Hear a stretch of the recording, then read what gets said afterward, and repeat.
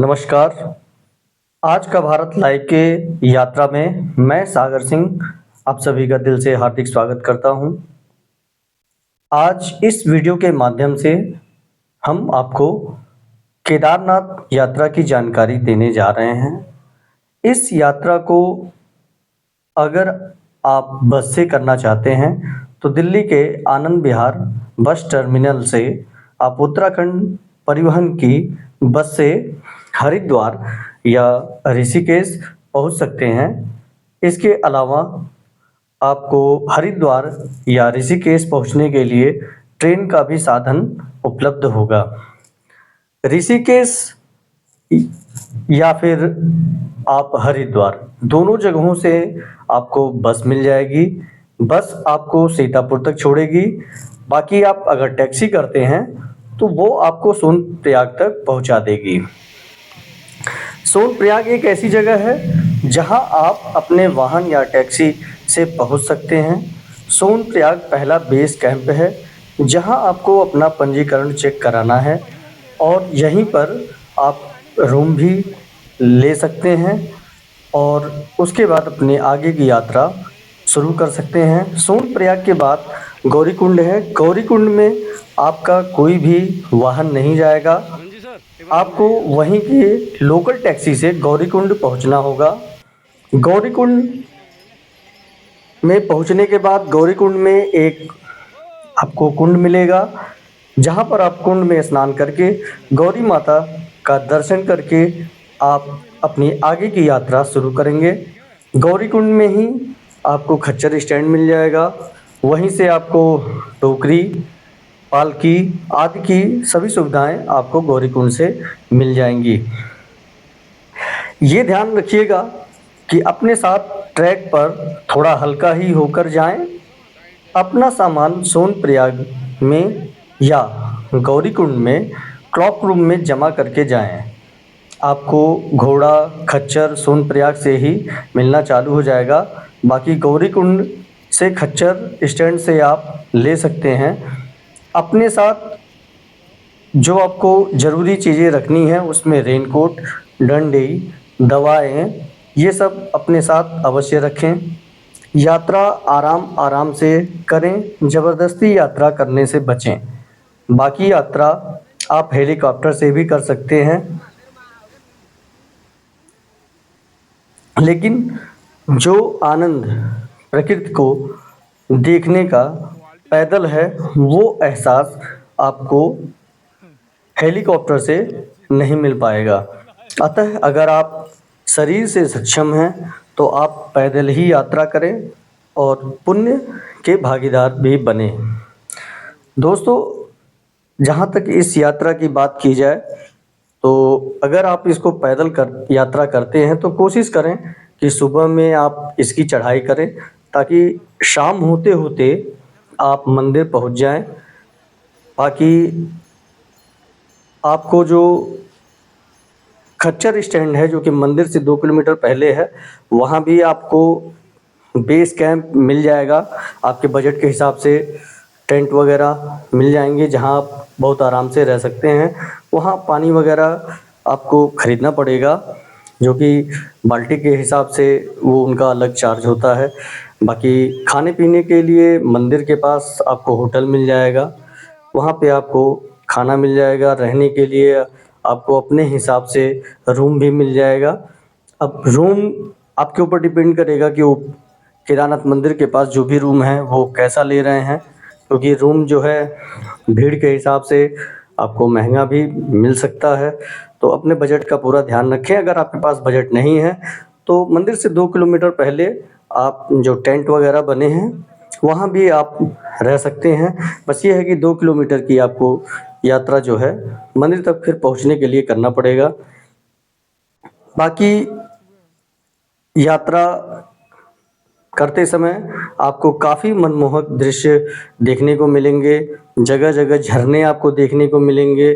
कुछ कुछ प्राचीन मंदिर भी हैं, वह भी आपको देखने को मिलेंगे।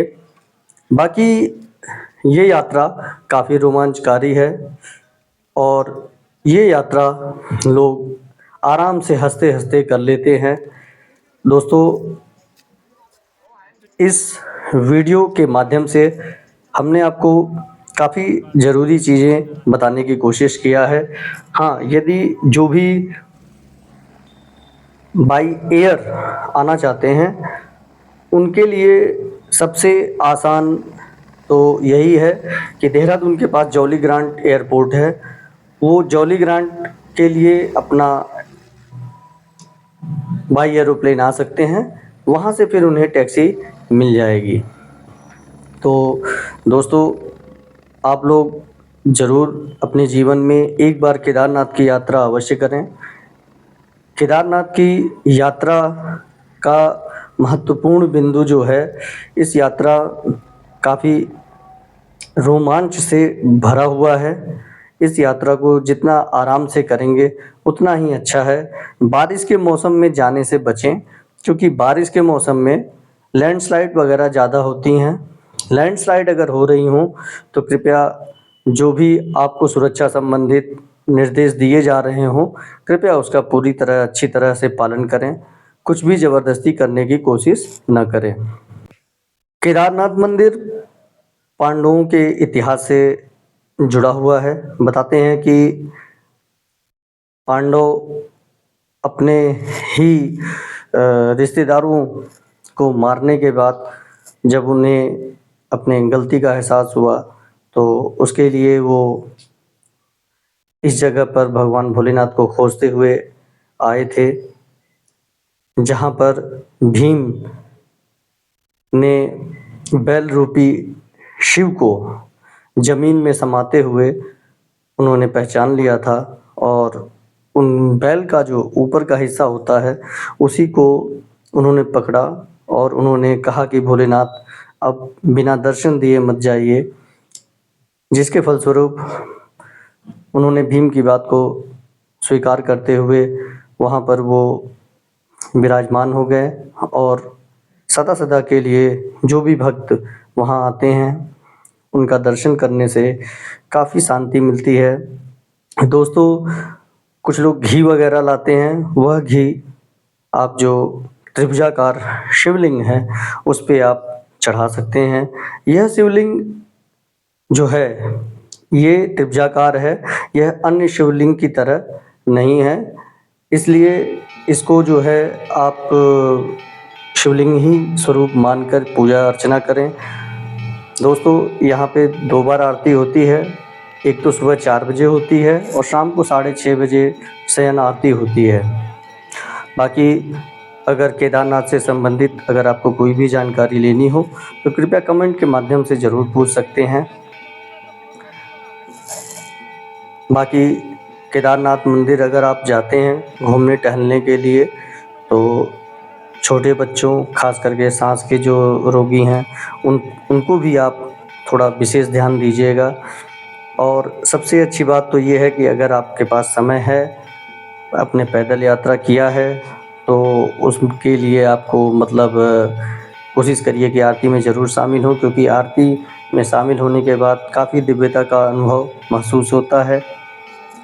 बाकी अगर आप हेलीकॉप्टर से गए हैं, अगर टू वे गए हैं तो वो आपको केवल 1 घंटे का ही समय देता है, लेकिन अगर आप पैदल गए हैं या वन वे गए हैं तो आरती में ज़रूर शामिल होइए।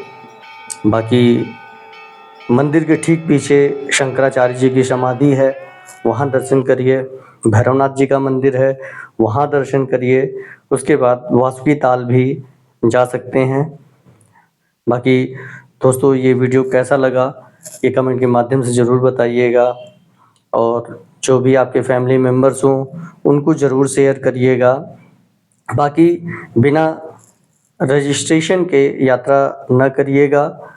फ़िलहाल जब आप सोनप्रयाग में बेस कैंप पर पहुंचेंगे तो वहां भी रजिस्ट्रेशन होता है, लेकिन आप किसी भी असुविधा से बचने के लिए आप पहले से ही ऑनलाइन रजिस्ट्रेशन करा के जाइए, ताकि आगे आपको आने वाली दिक्कतों से बच सकें। हाँ, थोड़ा सा ध्यान दीजिएगा, कभी कभी कुछ वहाँ ऐसे भी लोग रहते हैं जो आपको मतलब आपसे पैसे किसी भी बिहाफ़ पे मांग सकते हैं, उनसे बचिएगा। बाकी मंदिर में तो वीआईपी दर्शन का कल्चर है। बाकी हम लोग तो 2 बार गए दर्शन करने के लिए, लेकिन हम लोगों ने बहुत ही अच्छे से दर्शन किया जनरल लाइन से ही। जनरल लाइन से भी अगर आप मॉर्निंग में लाइन लगा रहे हैं तो मेरे ख्याल में 2 घंटा पर्याप्त है, अगर बहुत ज़्यादा भीड़ नहीं है। क्योंकि सुबह में महाभिषेक के बाद, आरती के बाद पहले वीआईपीओ के ही दर्शन कराते हैं। वीआईपीओ की जो दर्शन होता है ख़त्म होने के बाद ही जनरल लाइन चालू होती है, लेकिन फिर भी मैं समझता हूँ कि आप जनरल दर्शन ही करें। और उसके बाद आप वहाँ गए हैं तो टाइम निकाल के ज़रूर सब जगह का दर्शन करिए। बाकी वहाँ मौसम ठंडा होता है, लेकिन मैक्सिमम आपको नहाने वगैरह में कोई प्रॉब्लम नहीं होती है। बाकी हम आपको बताना चाहते हैं कि केदारनाथ में घूमने के स्थान जो हैं वो भैरवनाथ मंदिर है, बासुकी ताल है, गौरीकुंड, त्रिवेणी नारायण मंदिर, चोपता, तुंगनाथ, चंद्रशिला, देवरिया ताल है। दोस्तों चैनल को ज़रूर सब्सक्राइब करिएगा ताकि हमारे द्वारा कोई भी वीडियो डाली जाए तो उसकी नोटिफिकेशन आपको अवश्य मिले। कृपया कमेंट में हर हर महादेव ज़रूर लिखिएगा। नमस्कार।